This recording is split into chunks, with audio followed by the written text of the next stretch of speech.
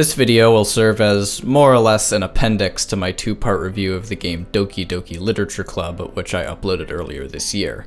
I'm gonna link both videos in the description of this one, since I'd prefer if you all went back and watched that whole review if you haven't already, and then came back and saw this video, since the main review provides context and presents a more macro view of the entire game that I will be doing in this video, since I already did it in that one. More to the point, while I do genuinely like that review, enough to put it in my personal favorites playlist anyway, I must admit that looking back, and even at the time, I always thought there was more to say that I didn't get around to.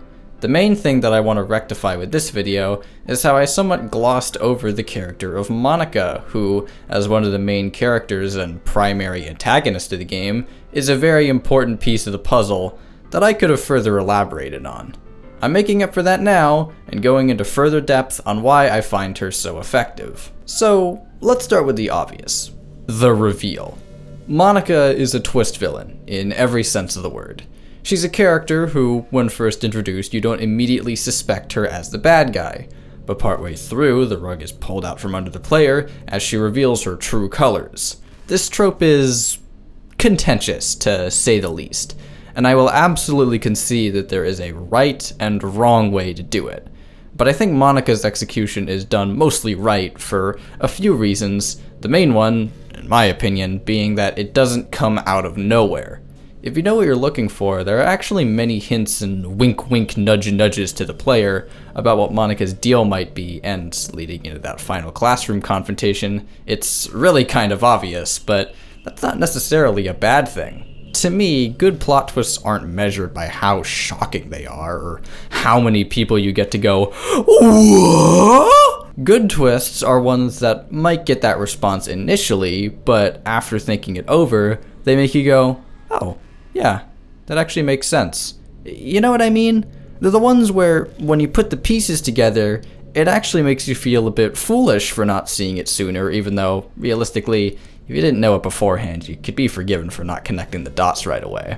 The game is very good at not being overly obvious or too vague. It manages to find that sweet spot, slowly raising the player's suspicion before finally confirming it in a great, conclusive reveal. The second thing this game gets right about Monika is giving her understandable motivations without making her overly sympathetic or trying to excuse what she does or tries to do in any way. Even the scene with Yuri early in the game where she talks to us about the book she's reading, and her synopsis and subsequent analysis of it is shockingly similar to what ends up going down with Monika, you could still give that the benefit of the doubt and just say that it's Yuri expressing an opinion, not the developers shoving their own meaning down the player's throat. Plus, she's not even talking about Monika in that scene, so whatever. As I stated in the main review, explanations do not equal excuses.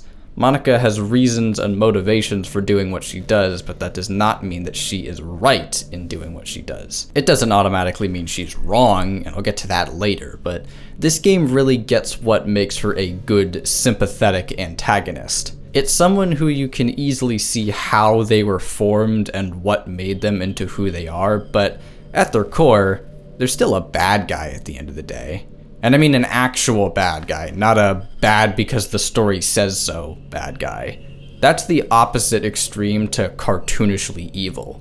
Someone whose motivations are too understandable, who's too rootable, to the point where it makes you ask, why are we supposed to be against this person again? They don't go that route with Monika. They make her motivations and her perspective clear, and never try to sugarcoat anything about her, but also don't forget to show her humanity. Going into another thing that makes Monika work so well, and it's something that should be a prerequisite for any horror antagonist, she can be pretty damn scary. Part of that comes from her sheer conviction.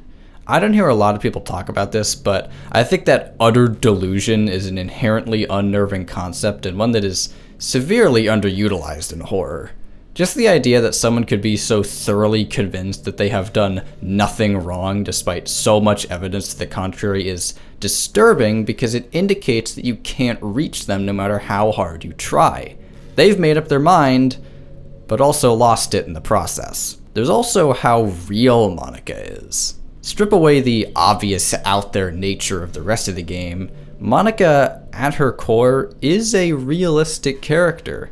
An obsessive person trying to isolate you from your friends and family and constantly prying for your attention, in a sense wanting you all to themselves, is a scenario that, very unfortunately, a great number of people are more familiar with than they ought to be.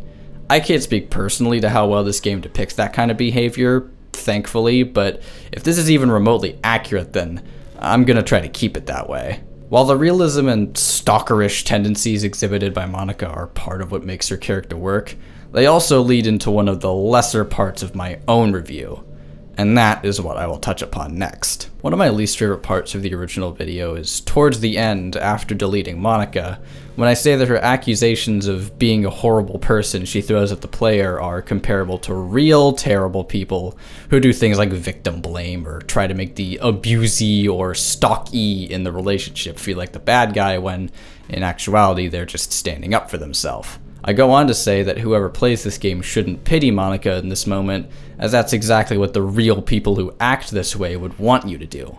While I still stand by that sentiment and don't necessarily think that anything I said there was wrong, I think I could have either gone into further detail or just not brought it up at all if I felt I wasn't qualified to. I tried to have my cake and eat it too, and it ended up coming across as me wanting to be serious for a minute, but not being willing to go all the way with it. While that is the main problem I have with that segment, it is not the only problem I have with it. The other issue is that I make it out like anyone who disagrees with me is wrong, and that if you remotely sympathize with Monika after deleting her, you're missing the point, which is just ludicrous for a number of reasons, but the main one is that that appraisal seems antithetical to one of the points of this game and this character. With the game already being kind of a fourth wall shattering mindfuck as is, it leaves very little room for authorial interference, meaning that you never get the sense that you're being told how to feel about a certain character or subject matter. All this time, I've been elaborating on what I think of Monika and how I view her as a character, but whatever I think does not have to align with how you see her. Personally, I think Monika is a pretty bad person. If she was real, I'd likely want nothing to do with her and would advise others to avoid her like the plague. Take away the extraordinary circumstances, and what we're left with is a selfish, possessive, borderline stalker and harasser with a very warped worldview who probably would not make for a good girlfriend. But that's how I see it. You're free to disagree. I'd love to know why you do, but more to my point, I like that the game itself doesn't try to pull us in any one direction. It lets us decide for ourselves and allows whatever conclusions we draw to be 100% our own. You can listen to Monika when she tries to explain herself. You can decide to ignore her entirely. You can take her side, or you could not. You can feel bad about deleting her, or you could do it with glee. My initial review did not paint that picture, and that moment remains an unfortunate blotch on what is overall a pretty solid piece of work on my part. Before we finish up, I'd like to add in one final observation that extends a little further beyond just Monika herself. One of the things that is a big deciding factor in how you feel about her is how attached you get to the other characters, and more pointedly, whether you believe them to be real, in-universe, obviously, and thus whether it's any real loss when something bad happens to them. Referring one more time back to my full review, I think things like Natsuki confiding in the player that she thinks something's wrong with Yuri, or Sayori's survival instincts kicking in as she's hanging herself serve to poke pretty sizable holes in the interpretation that Monika was justified in driving them to kill themselves, since if they weren't all some flavor of alive, then why would they do that? And that more or less wraps up my final thoughts on DDLC and Monika as a character. I hope this has served to clear up any gaps I had in my initial analysis. Keep in mind that although I'm uploading this to fill in some of what I thought was missing from the older video, that doesn't mean I'm disowning it in any way, or that my overall opinions have changed. They haven't. I still consider DDLC to be a good game, and a lot of that, I find, rests squarely on the shoulders of its main villain. Hey there! Looks like you made it to the end of the video. I guess that means you must have really liked it, huh? Well, if you did, I'd appreciate you showing me some support by maybe liking the video, or disliking it, your choice, sharing it around to friends or anyone you know who might get a kick out of it, checking out more videos, which will show up in a bit, and of course, subscribing to the channel and hitting that bell icon to be notified about more content like this. Thank you for watching, have a great day, and until next time, see ya.